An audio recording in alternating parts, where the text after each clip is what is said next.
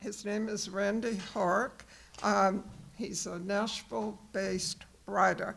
For 30 years, he owned his own business, Writer's Block, BLOC.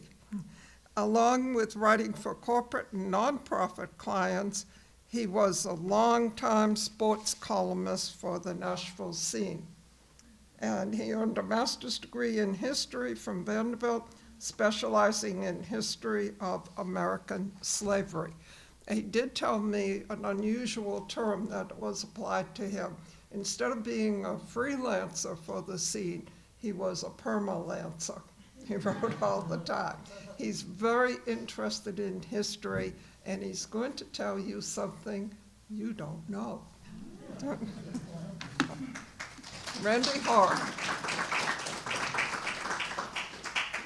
Thank you, Jean, and thank you all for being here, braving the cold, to be here today. I hope it's not too cold in here. It is cold. Can you all see all right, or do we need to dim the lights? Okay, now you can see better. This presentation actually started off as an auction item. When I moved to Nashville in 1980 to start graduate school, Fort Negley was one of the first places I discovered and explored. And back then you could clamber around the old, overgrown, unrestored ruins of the fort. It wasn't open to the public, but it wasn't exactly closed to the public either. And the more I explored, the more I got interested in Nashville's Civil War history and started learning about the Battle of Nashville. And the more I learned about the Battle of Nashville, I got competent enough to actually give tours now and then. And my wife at the time worked for the Vanderbilt Law School, and they had an auction to raise money for the students had like a legal aid nonprofit society. So without telling me beforehand, she volunteered me to give a tour for the Battle of Nashville as an auction item. So I figured to suck in the lawyers to be, I would put lawyers in the title of the presentation, which is an authentic story of the Civil War and one that very few people know, and one that has implications for Nashville. An alternate title, to give it to a general audience, might have been this, that how enslaved people liberated themselves and helped win the Civil War. That may be an even more untold story than the story of the lawyer. And it's one that I hope to tell you a little bit about today. I've been asked to give a version of this presentation next month at the Jewish Community Center. And the third alternate title I was going to mention was how the Torah helped win the Civil War. Because that is part of the story actually too, and one that very few people know. Nashville figures prominently in it, but let's go here first to where the story starts at Fortress Monroe, Virginia. This is near Hampton, Virginia, if you know where that is. It's where the mouth of the James River, which you can see, I'm going to see if I can use this later, a little bit on the left, and the west side of the Chesapeake Bay, which you see up here. This happens to be the place, coincidentally, where the first African slaves were brought to the Virginia colony in 1619. In 1861, it was a federal fort. You can see it's defended by moat, star-shaped walls, much like Fort Sumter originally was before it was destroyed. But Fortress Monroe was never captured. The Confederates tried very hard to capture it. They brought up a lot of their resources at the beginning of the war in 1861, as they were wont to do the heavy labor of building trenches and earthworks. They brought slaves with them to do all of that. And that figures into what happened next. The commander at Fortress Monroe was this guy, Benjamin Butler.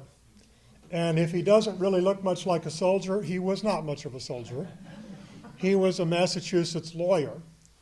And he managed to wangle his way into this position. A lot of times at the beginning of the war, if you had the money to help raise a regiment and equip a regiment, they made you an officer until you sorted yourself out on the battlefield.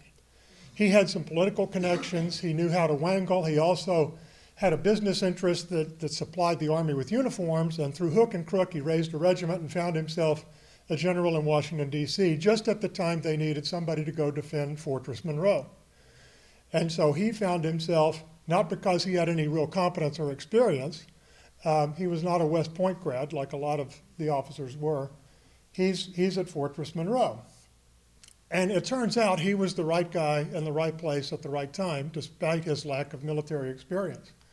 Because when the Confederates brought their slaves up to help build the earthworks, one night somebody left a rowboat untied. And 3 enslaved men found it and rowed their way over to Fortress Monroe and asked for protection. The Union Army's hands were tied.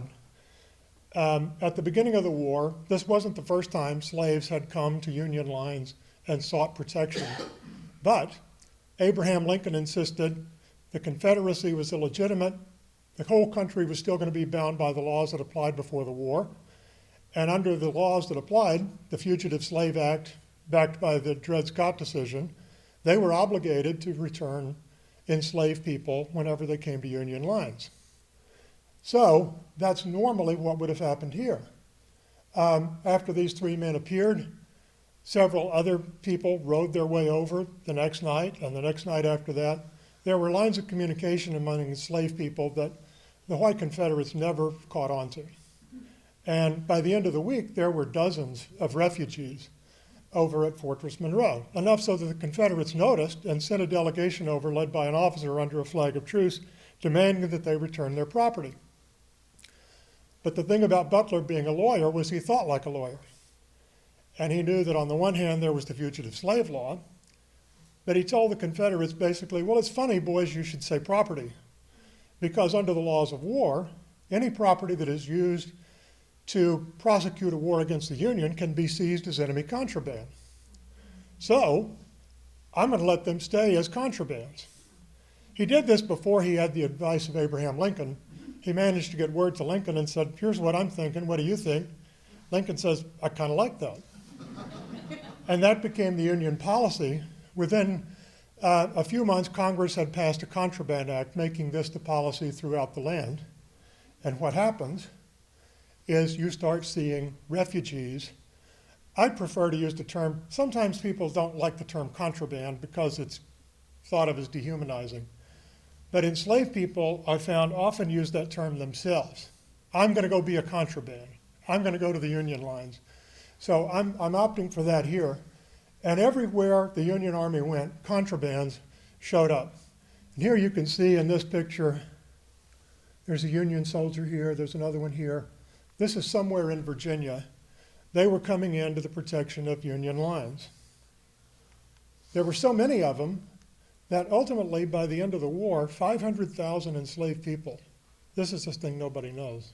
That's 1 in 8 of all enslaved people in the South became contrabands. And in doing this, they affected the way the war was thought about, the way war was prosecuted.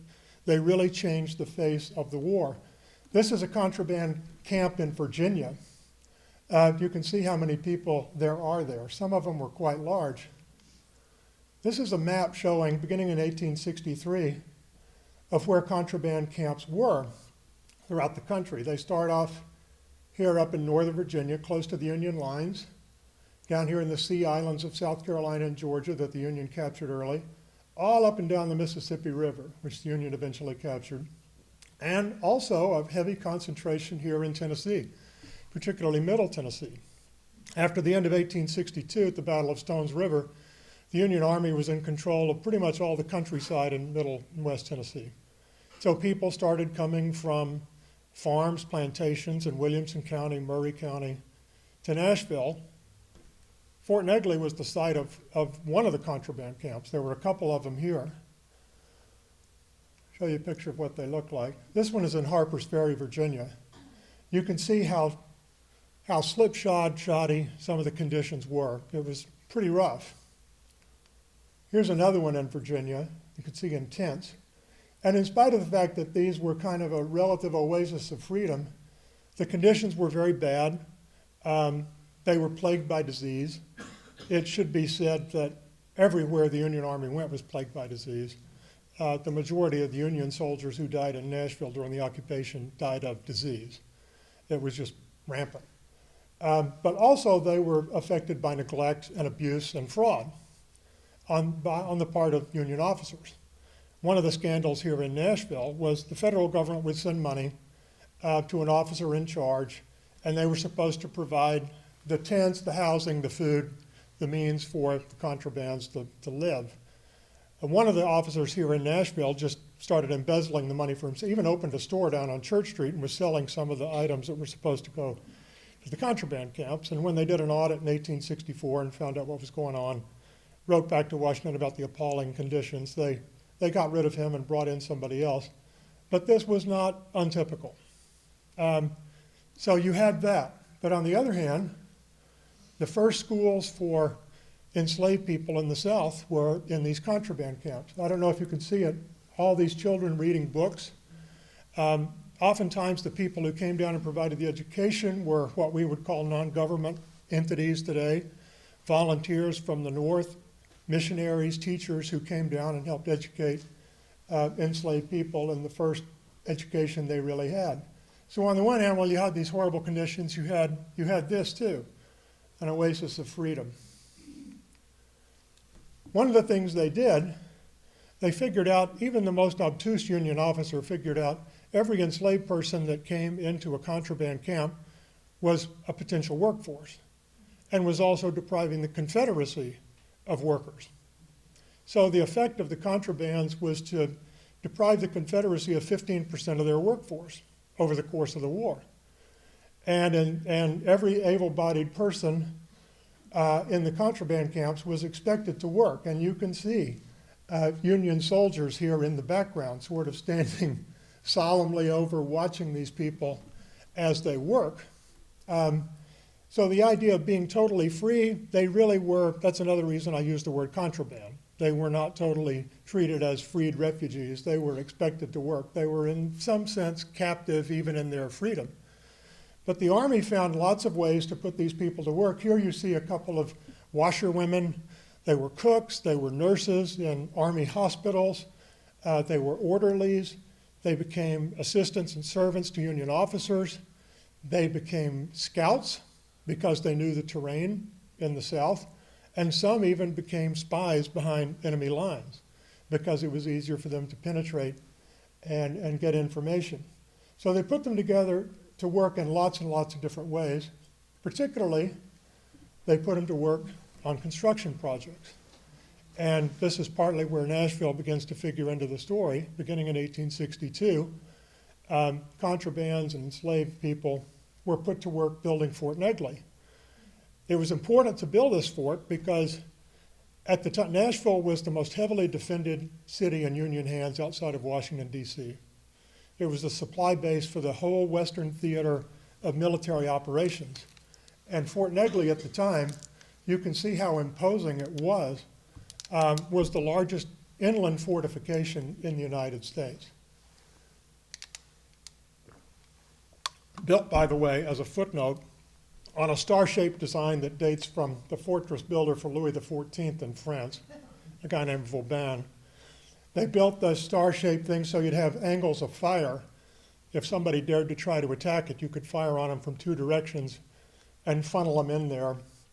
The Confederates were not dumb enough to try to frontally attack Fort Negley. It was just too imposing, and that was part of the purpose. But it was a massive structure, and it's really kind of thrilling when you see this building and see the work that the enslaved people did. So the other way they put to work, especially after Fort Negley was built, was forming regiments in the Union Army. They were known as the USCT, the United States Colored Troops. And they became a significant part of the Union Army. One of the most significant things that the workers, the soldiers did was they changed the aim of the war. Originally, Lincoln's aim, the Union's aim, was to preserve the Union. But as the war went on and you had hundreds of thousands of people who were taking refuge behind Union lines and became more important to the Union war effort, it became unthinkable to return them to a condition of slavery after the fighting ended. So the aims of the Union changed from a campaign to preserve the Union to a campaign to end slavery. And a lot of that, that I think the story does not get told was due to the actions of enslaved people themselves. They sort of forced the Union's hand by migrating with their feet. The same thing, by the way, happened during the American Revolution. You might have gotten some hints of that if you saw the Ken Burns series recently, that in Virginia, where the British governor had declared British freedom for any enslaved people that joined the British side, they were flooded with refugees who came over to their side. There were enslaved people that fought on the Patriot side too, but they were outnumbered about 3-1 by those who went over to the British, some of whom were actually granted British freedom after the war, some of whom were returned. But the whole narrative that we all grew up with Gone with the Wind, I teach that narrative because it's a wonderful example of Southern mythology. And it's what the author heard sitting on her front porch from her elders in Alabama. But the truth is it was the opposite, that everywhere the Army went, people flocked to them. And so the war became a war of liberation. Lincoln's Emancipation Proclamation, which he declared on January 1st, 1863, often gets criticized because technically it only freed people who were still in Confederate hands. But what that misses is that it turned the Union Army into an army of liberation, because wherever the Union Army went, enslaved people flocked to them. And so they became de facto free, even if the law only technically applied to slaves that were still in Southern hands. And that's a part that I think doesn't get told very much either. I don't know if you could see this very well. It's a little dark, but this is one of the regiments of USCT troops. By the end of the war, 10% of the Union Army were African American, formerly enslaved people. Some of the regiments from the North were free blacks, but the majority were enslaved people who came from places like Columbia, Franklin, and joined forces here. One of the reasons this was important is because support for the war in 1863 and early 1864 was waning in the North, despite the fact they'd won this huge victory at Gettysburg, despite the fact that they'd captured Vicksburg and gained control over the whole Mississippi River. Support was lagging, and as the casualties mounted up, more and more people kind of had the attitude of, let's just let them go, you know. I can relate to that. My own great-grandfather in Ohio, his brother joined the Union Army in 1861, but he ran the family farm, and the first time they asked him to join, he had to pay $100 to get out of it. They came back again, and he had to pay another $100. The third time, he couldn't afford to pay another $100, and he joined up. And he participated in Sheridan's invasion of the Shenandoah Valley in 1864. But, you know, one of the ways that the war continued to enjoy support in the North was that more and more enslaved people began fighting for their own freedom and took some of the burden off of these white Northern farm boys like my great-grandfather. So did they really make a difference? Because mostly they were not involved in combat. If you saw the movie Glory years ago, you know some of that story. The officers for these USCT regiments were white. Most of the commanders in the Union Army did not believe that slaves would fight, that they would run when they got on the battlefield, that they wouldn't make good soldiers. So they were relegated to background support roles. So can you make the case that they helped win the war? Well, I want you to look at this map. This is Sherman's campaign, the Atlanta campaign, in the summer of 1864 that began when they broke out of Chattanooga. They fought all the way down the railroad line to Atlanta over the course of that very hot summer. I've walked on almost all of these battlefields. Dalton, Ringgold Gap, Rocky Face Ridge, Resaca, and down around Marietta, Atlanta, New Hope Church, Kennesaw Mountain. I went on that battlefield. One of the places, the Confederate general in charge, Joe Johnston, was a superb tactician. And everywhere he went on his retreat to Atlanta, he picked this high ground that could not have been taken by a frontal assault.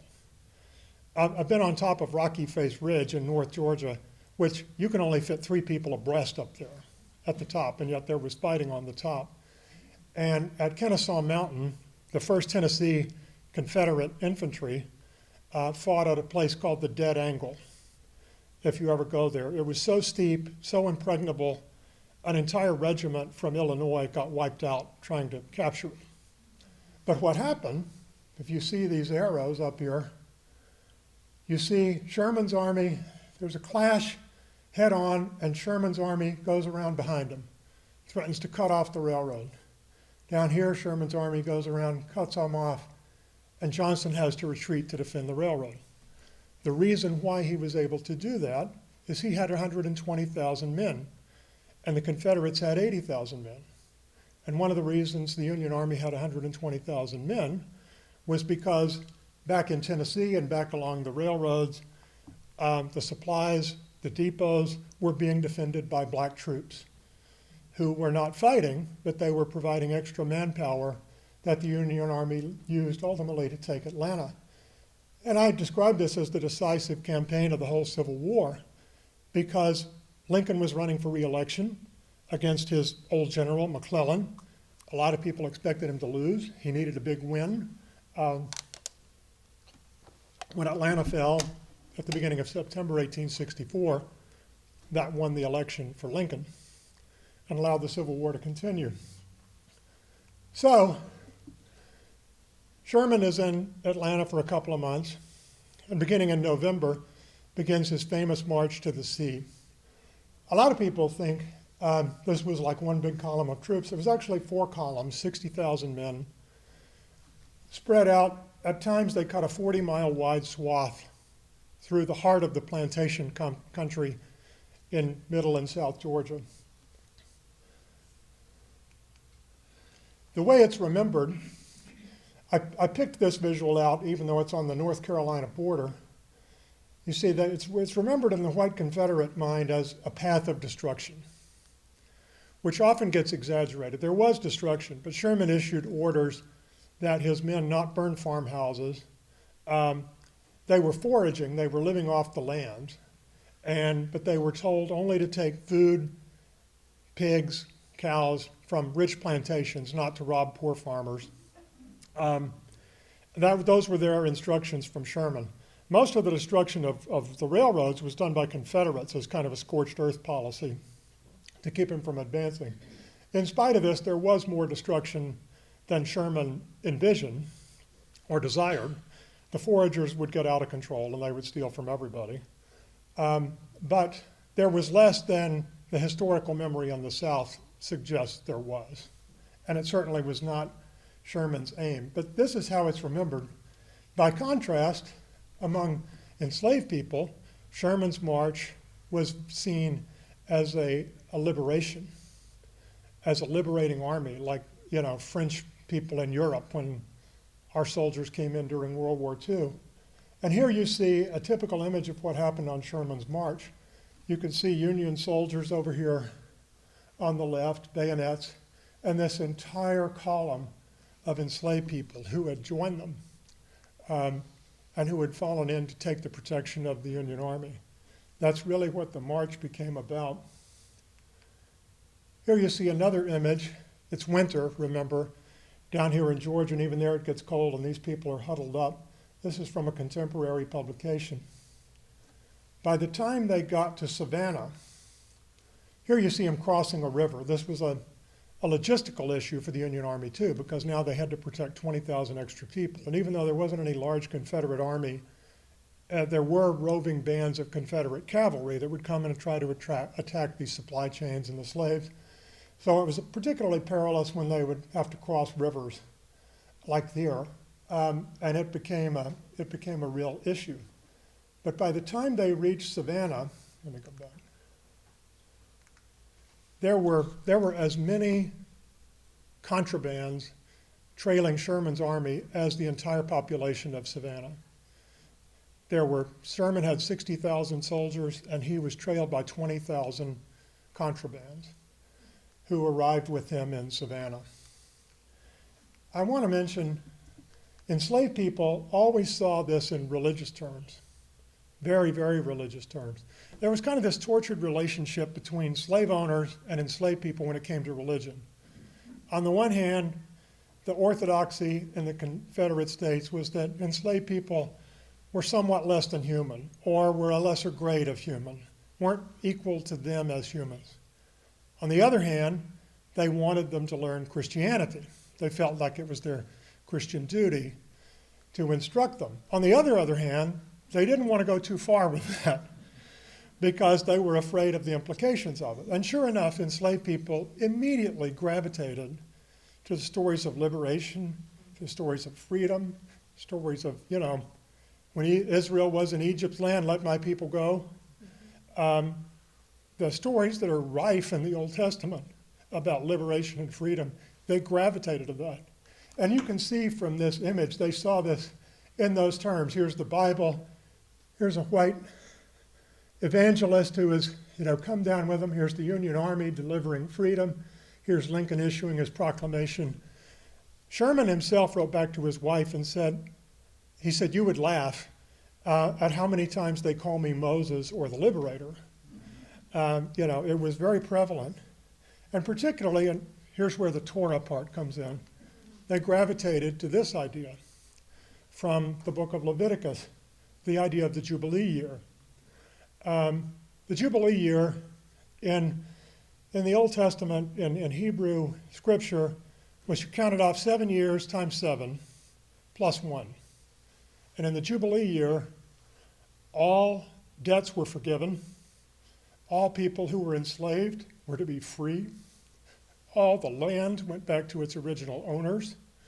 The understanding, the theological underpinning of all of this was that everything belonged to God and human beings were stewards. Therefore, God could dictate how this wealth was used.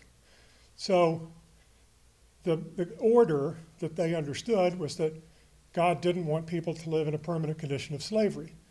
God wanted people to have an inheritance of land that they would not be forever deprived of. In the Jubilee year, even the land received a rest for a year. Weren't supposed to farm anything.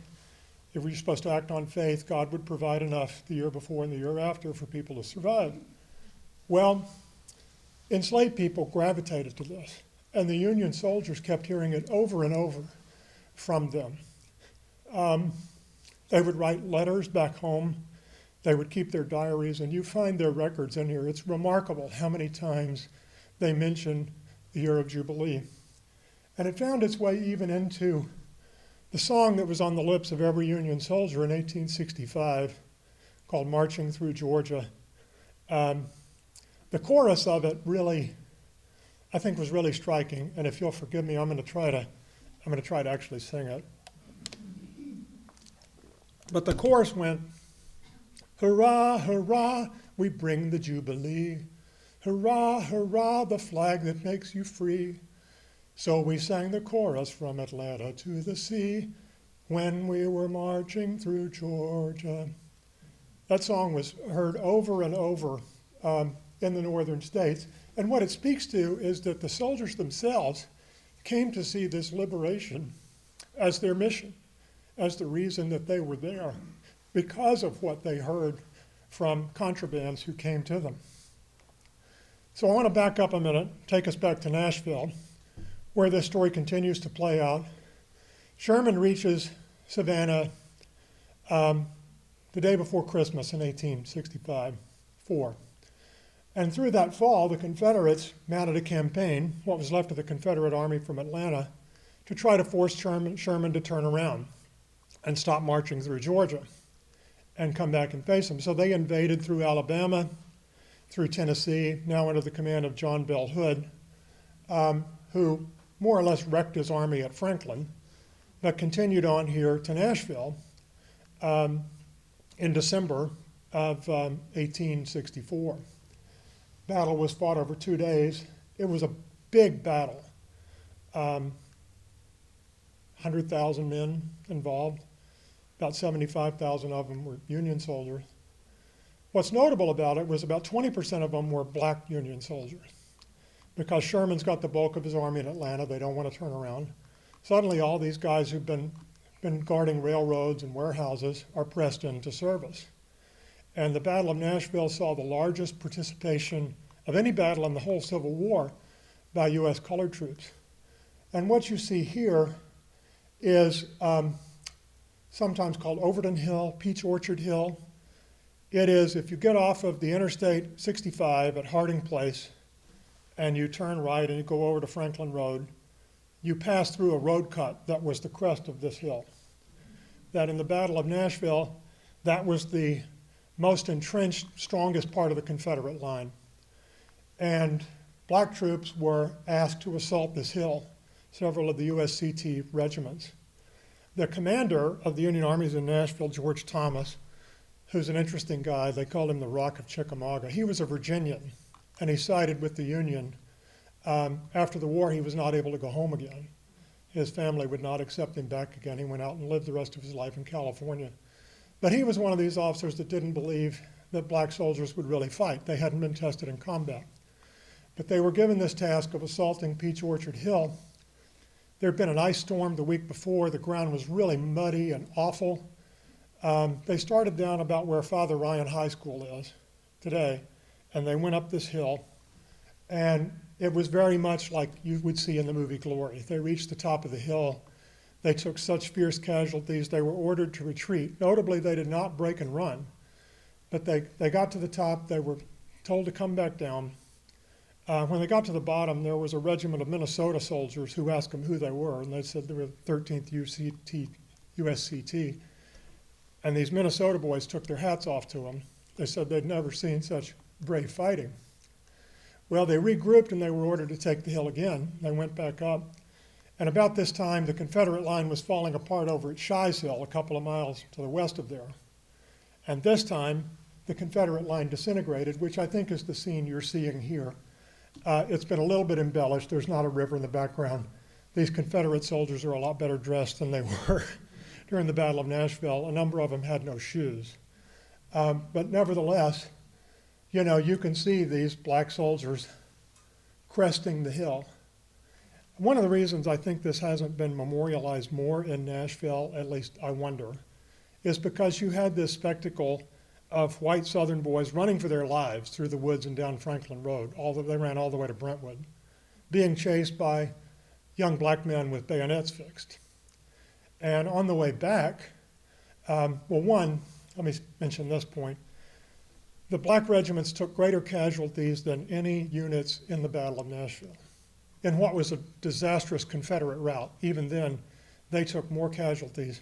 One of the newspapers said, maybe exaggerating a little, but you get the point, that the next day you could walk from the top of Peach Orchard Hill to the bottom without stepping on anything but the bodies of dead black soldiers. A lot of their graves are out in the U.S. Military Cemetery off of Gallatin Road, Riley Parkway. I found where they are. It's a very moving sight to see it. But the other moving thing was the prospect that I read on the way back. After they'd reformed their lines and were marching back to town, they started singing John Brown's Body, the old abolitionist song that kind of became a cause for the North. You know the tune. It became the Battle Hymn of the Republic. But after John Brown led his raid to liberate slaves in Harper's Ferry and then was executed, this song became very popular in the North.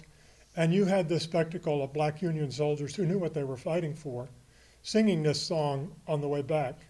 And I was really taken by one of the verses that I'm going to try to remember. It said, John Brown was John the Baptist for the Christ we are to see. Christ who for the bondman shall the liberator be. And soon throughout the sunny South, the slaves will all be free. His soul is marching on. Glory, glory, hallelujah. Glory, glory, hallelujah. His soul is marching on. Hey, Randy, what year was that? This was December of 1864, the 15th and 16th of 1864. We switched back where the same song gets sung in Charleston in February of 1865.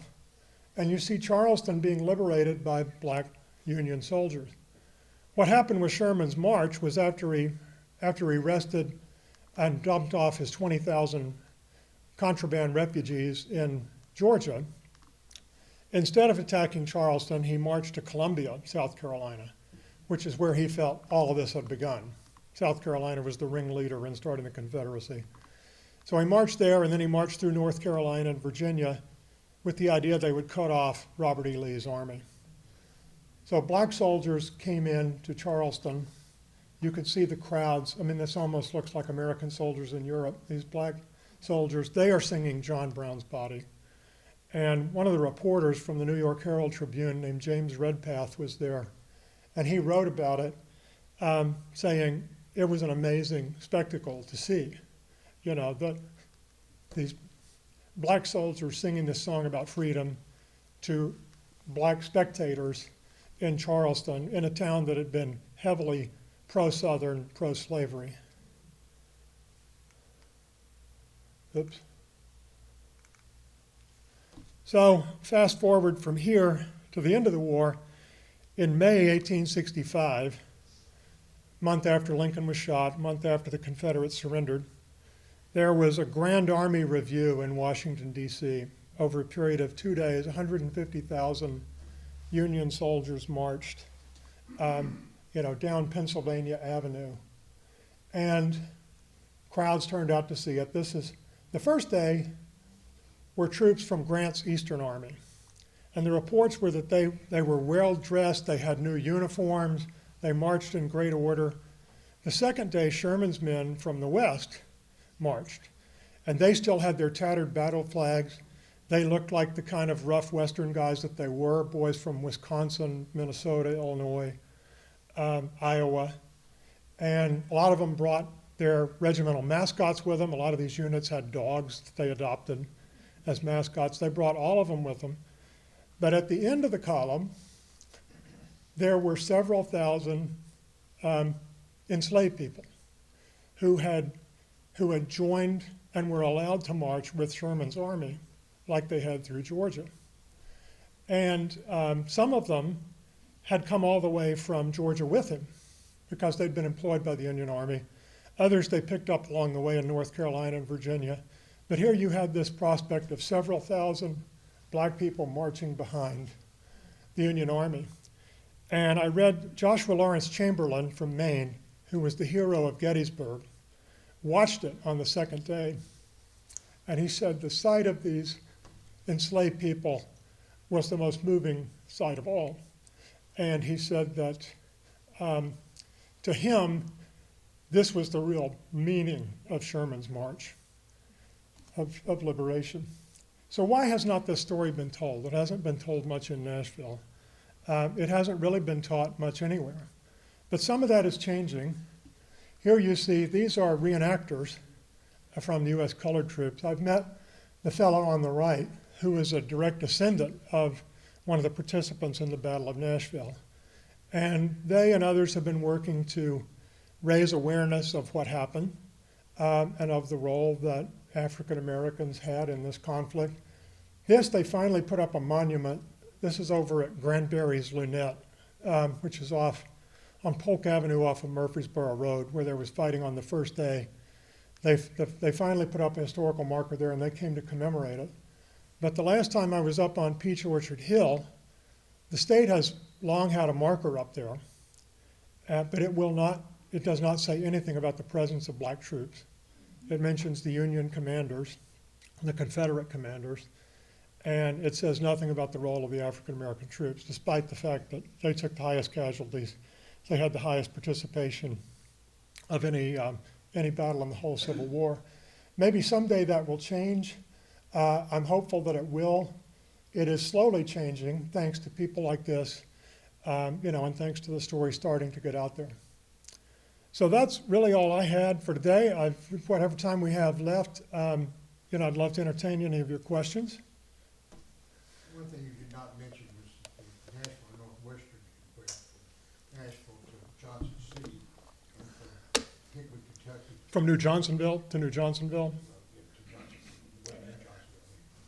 And they built from Hickman to Yeah. Quincy with the line between there and not been finished. Morgan was raising hell up, coming, tearing the line up all the way up and down. And Yeah. the river was freezing over. And so Yeah, the river, completed it. believe it or not, the Cumberland River froze over several times. So they completed the line, they got some indentured people here. Yeah, that's an interesting, And took them to build the railroad, paid them $20 a month to build it, and then put them in the little Renettes to guard it at $10 a month. well, another thing I forgot to mention, and I'm glad you brought this up, kind of a side note to this about payment. The contrabands who worked for the Union Army were promised payment for their work. They weren't expected to work for free. In practice, it more often than not did not work out that way. Some of them did get paid. A lot of the contrabands who helped build Fort Negley never got paid. And a lot of them died and are buried over there under the parking lot of the old Greer Stadium when they died of disease and were camped out here.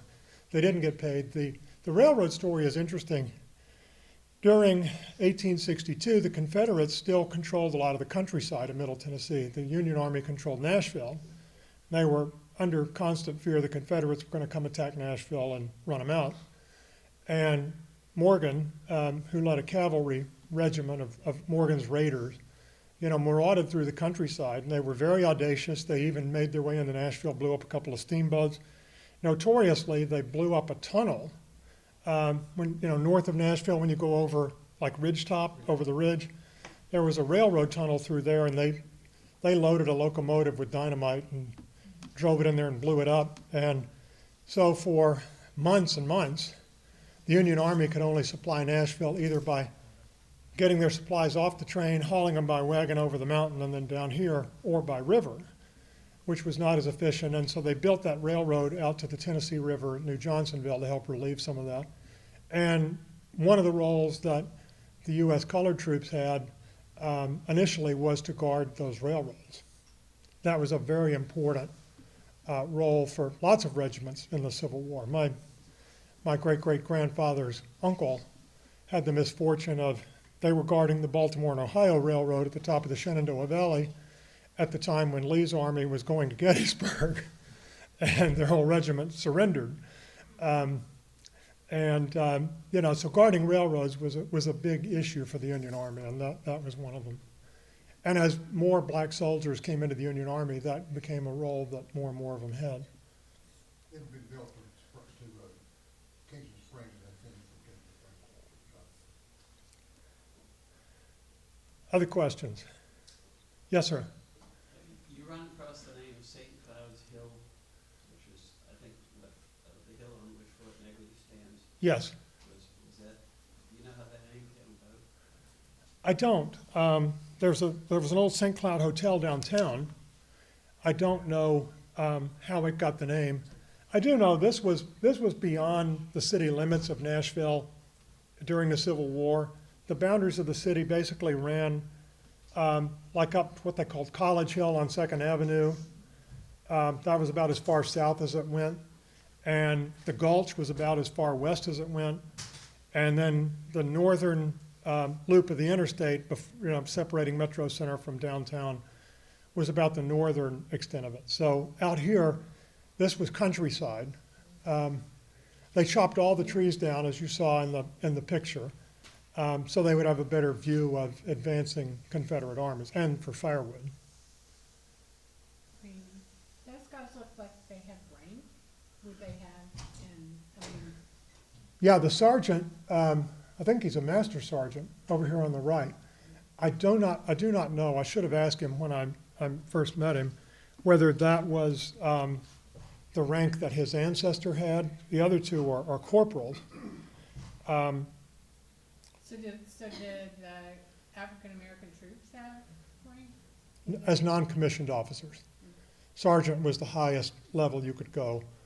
All of the other, the higher ranks above that were all white.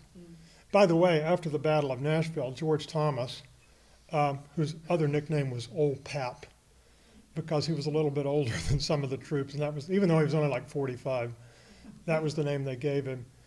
He wrote that there was no doubt after that black soldiers would fight as well and as determined as any of the white soldiers in the Union Army. And in fact, some of the Confederate soldiers who had been up there on Peach Orchard Hill, they were a unit from Alabama, said afterwards that they had never seen such fierce fighters before. Randy, help me out. So wasn't it Doubleday's troops that assaulted Fort Monroe? Abner Doubleday, the baseball guy. You remember those black troops? Abner Doubleday, I think, was at Fort Sumter. What? I think Abner Doubleday was at Fort Sumter, Yep. if I remember right.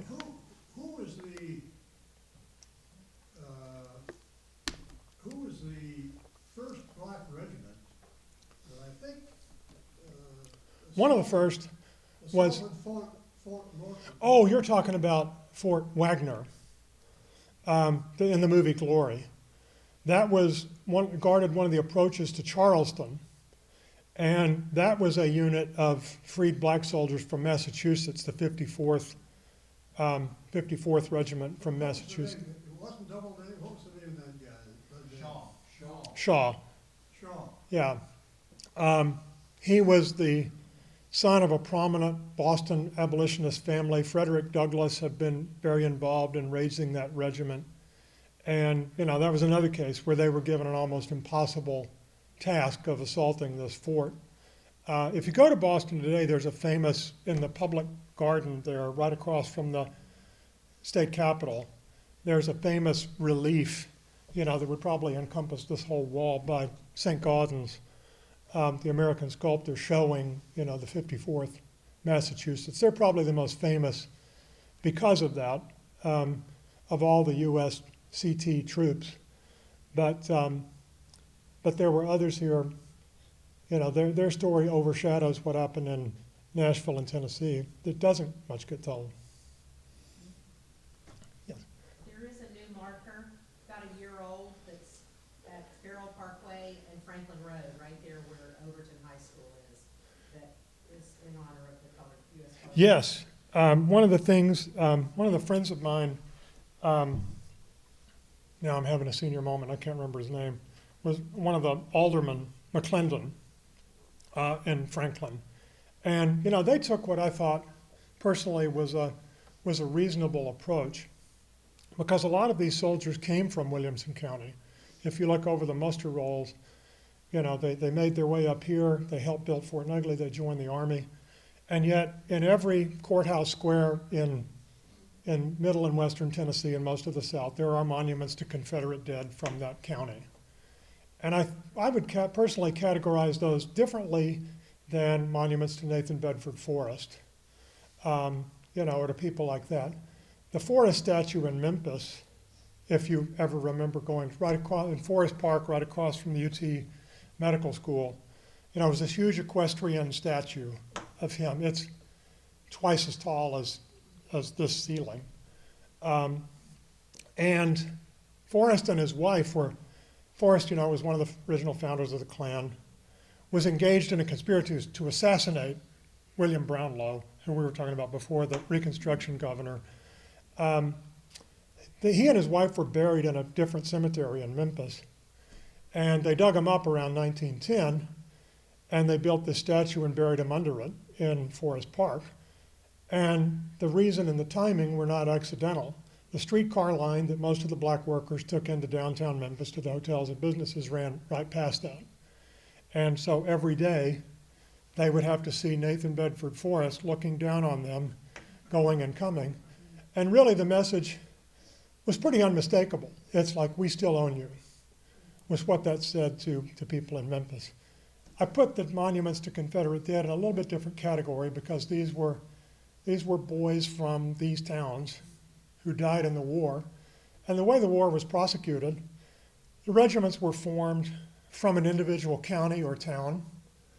And so if your unit, which is what happened to kids from Clarksville, if your unit happened to get caught in a really desperate fight, most of the boys of your town would die. So they memorialized that, and there was this whole, in Franklin, this whole debate about how do we address that? And finally they came up with, let's leave the monument to the Confederate soldiers, but let's also put up a monument to the black Union soldiers. who came from here. Another one of the stories people don't know, there were 20,000 contrabands from Tennessee who served in the Union Army. That was more than any other state except Kentucky, which was not part of the Confederacy, and Louisiana, which came under Union occupation very early. And the other two were not much more than Tennessee. So there was this huge, you look at a state like Virginia, it was negligible compared to Tennessee, even though more battles were fought in Virginia than anywhere else but Tennessee. So that's a story. I'm glad it seemed to be an acceptable compromise to everybody. A lot of the descendants came down and were part of that memorialization in Franklin. That seemed to be a good way to do it. I wish we would do that here. I would love to see a huge statue of a charging United States colored troop soldier with a bayonet up there on top of that hill in the road cut. Maybe someday they will do that. So rather about Forest and Watts, you might remind us about Fort Pillow. About Fort Pillow. Do you all know the story of Fort Pillow? If you drive on I-40 between here and Memphis, you'll see an exit sign for it. Fort Pillow was, once it came under Union hands, was over near the Mississippi River, north of Memphis. And Forrest did a lot of raiding throughout the whole countryside. And they captured Fort Pillow, which was garrisoned by U.S. colored troops. And the Confederates hated the sight of black Union soldiers. And after they surrendered, when their position became untenable, they were gathered up and Forrest men massacred them all. A couple of hundred, as I recall. It was a blot on Forrest's record after the war. It was a blot on the whole Confederacy, really. And it's one you don't hear much about, but that happened. Yes, sir. When it came to Overton Hill, I know the USCT was going through a lot of heavy fire. How close did they actually get to taking those defensive lines or those lines of defense? How close literally were they? The reports were that some of them actually got to the crest of the hill and to the Confederate line, and that there was some hand-to-hand fighting, at the point they were finally ordered to retreat. They had taken horrible casualties on the way up there. So with that, you hear about, they did, the fence line at Gettysburg. They held that for 15 minutes or something similar to that. Was that similar to this? Was there a time frame in which they held that line? Were they just engaging at that line, or did they not hold it at all? It's hard to get a good, accurate answer on that. Well, there were two separate assaults on Peach Orchard Hill. The first one they held because the Union soldiers were ultimately ordered to retreat, just in the face of this withering fire. When they regrouped, now there's some debate about did they actually take the hill the second time, or did the Confederate line dissolve because it had fallen apart over at Shies Hill? And when that line fell, when Shies Hill was taken through one of these terrible Confederate mistakes, if you've ever been up there, it's a very steep hill. And after the first day of battle, Hood should never have tried to invest the city of Nashville militarily. He had about a third the number of soldiers that the Union Army had. But he tried to stretch his line all the way from the river on the west side of town to the river on the east side of town. And he didn't have enough men to do it, especially over on the west side of town. And Thomas's plan, which was brilliant, was to send a force out to engage the Confederate Army down south of here, near Peach Orchard Hill, while the most of his force did a big swing around on the western side and just rolled up the small and scattered Confederate forces that were on the west side. So they swung all the way around till they got to Green Hills, and they charged up. Hood had built these redoubts, they were called, kind of earthen. One of them still survives intact up there a block or two between the intersection of Woodmont and Hillsborough Road. The Union Army had so many men, like 7,000, as opposed to a few hundred in each one of these redoubts, that they made very quick work of them, and then attacked the main Confederate line, which had to fall back from Green Hills to more like Harding Place up on the hills there, but the line at Peach Orchard Hill held. And when they took Shies Hill, which was off of Harding on the second day, the Confederates, these guys are tired, they've been fighting all day, they have to march 2 or 3 miles up this hill, and then they're told to dig earthworks to protect the line. And the way they built them, instead of building them on what they called the military crest of the hill, which was not the actual crest of the hill, they put them up at the top of the hill, and they had a blind spot where they couldn't see all the way down the hill. And these Minnesota soldiers, came to Shies Hill and were able to assault it and basically get into that sweet spot where the Confederates couldn't see them and attack them. And when they got enough men and the Union cavalry was coming around from behind them, basically encircled them from 3 sides. And when they finally assaulted it, it was very bloody, pretty short. I forget what the name of the hill originally was. It was renamed Shies Hill because the Confederate colonel in charge, William Shy, got shot in the head and killed. So they at least gave him the name of the hill. But after that point, the Confederate army just broke and ran toward Franklin Road, and it was literally, from the accounts you read, a mad scramble for survival. And they had more prisoners taken from that than probably any other engagement in Tennessee. Half their casualties were prisoners. And after that, the Confederate Army of Tennessee never fought again. They retreated to Brentwood. They made their way south. They managed to get to Alabama, and at that point they were out of the fighting. That's about 4 months before the war ends. Compton's Hill, yes, renamed Shies Hill. Thank you. One of the big criticisms, at least in Hood's book, Randy, was that when Wilson's cavalry overran Shies Hill, they'd left Nathan Bedford Forrest in Murfreesboro. They had no cavalry to Yes. counter Wilson's cavalry. One of the mistakes Hood made, which were many, I've often wondered why. I grew up near Fort Hood in Texas, and I've often wondered why did they name. It's one thing to name a fort after a Confederate general. The 2 biggest ones, Fort Bragg and Fort Hood, were named after probably 2 of the most worthless Confederate generals of all. That Jefferson Davis liked Hood because he would attack, and that was also his weakness.